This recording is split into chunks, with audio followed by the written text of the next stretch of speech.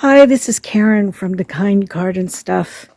I know it's been a while since posting a video, but some of you might be wondering, oh, what happened to your Ohana worm bin? Well, I've had life issues come up, and winter, first of all, came up, and it was too cold. I think the last time I showed on video feeding it last was in either October or November, and then it started being really cold. And anyway, so I've just been watering this. One of my friends, local friends, had grown, she grows wheatgrass, and she said she wasn't going to harvest it anymore, so she gave it to me, and I put it in here, and I want to harvest this, go ahead and harvest this. I hadn't fed it other than that. You can see there's gnats coming in and out. I think if I would have put, what do you call, mosquito dunks in this water, then there would be no gnats growing. Or there's even gnats here on the bottom of the blanket, and some, I don't know what those are. Anyway, so there's gnats and some flies, different kind of flies, but that's okay because this is outside. Like I said, if it was inside, then I would definitely have put mosquito dunks in here. But the one good thing is it's not here now.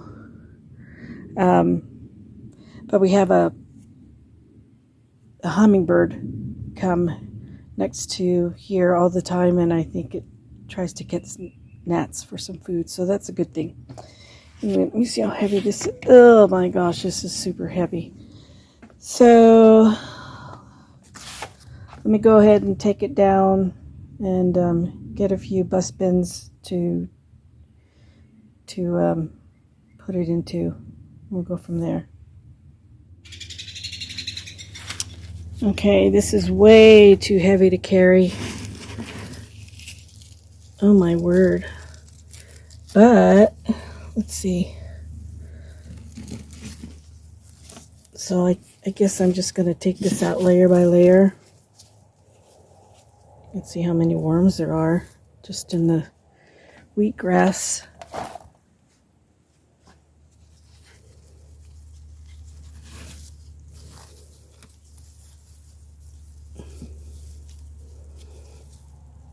So we started out with about 6 or 7 ounces of worms.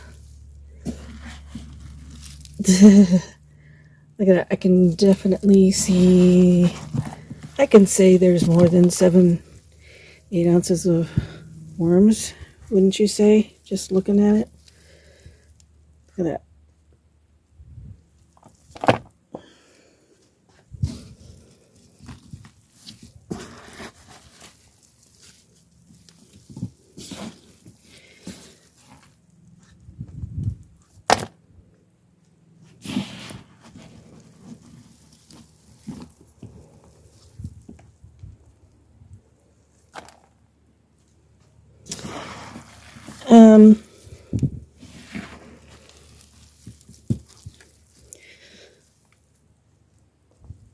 I'm going to take all of this out.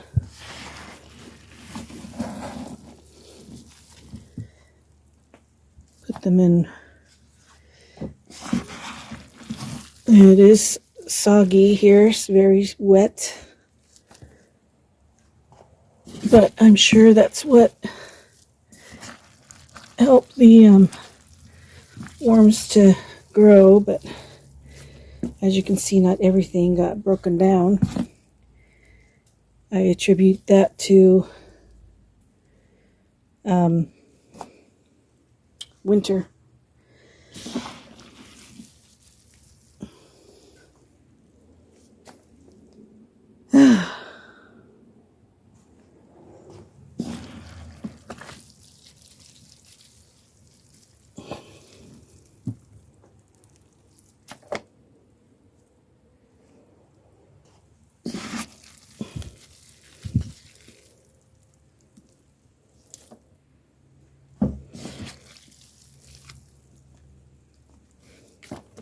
Got 3 bus bins here. Let me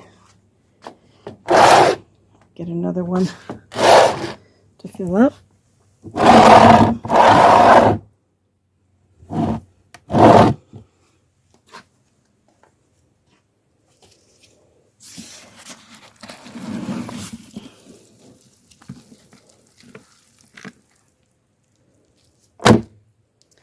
I guess I could have just left this.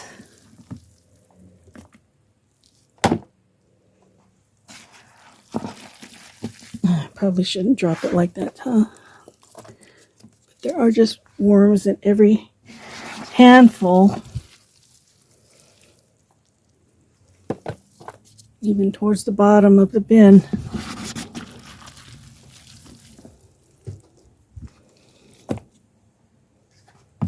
Yeah.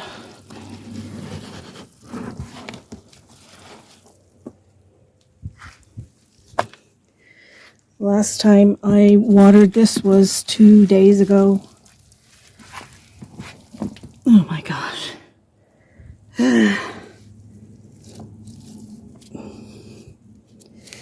My back hurts. Oh gosh.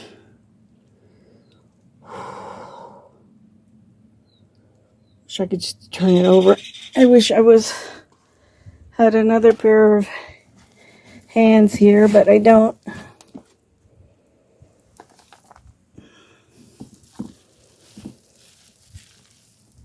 But I can definitely say there's way more than 7 ounces of worms in here. And they're not all babies either.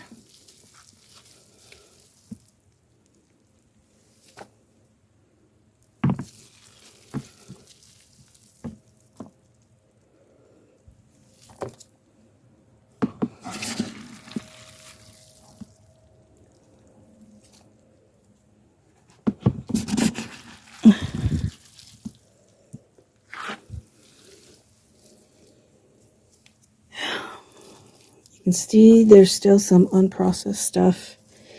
There's a little bit of anaerobic smell here, but not much. It's not stinky, just a teeny bit. You can tell it's a little anaerobic. But otherwise, it's fine. It's mainly the stuff at the bottom.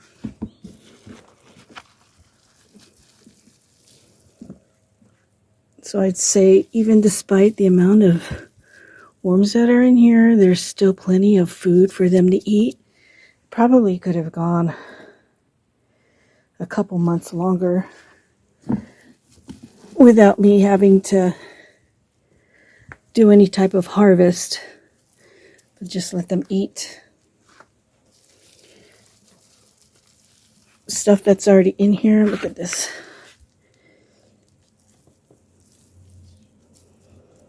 Look at the amount of worms there are.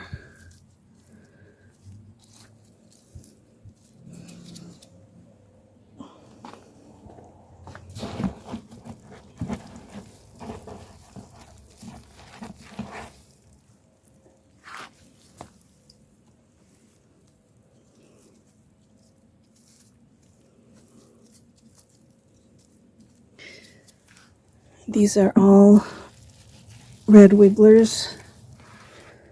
They're either Eisenia fetida or Eisenia andre.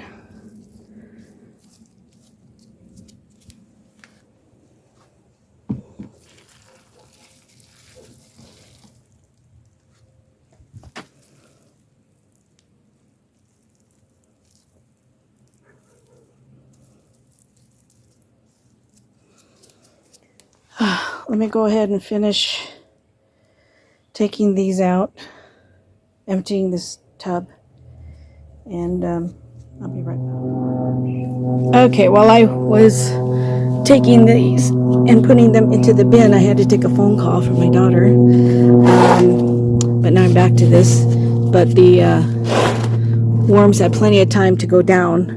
I was able to harvest 3 binfuls. Of course, you can see that it is not completely finished, and perhaps if I stuck my hand in towards the bottom like Mindy had done on the original Ohana bins, that I would see that it could still stand to go longer, but I didn't want to wait.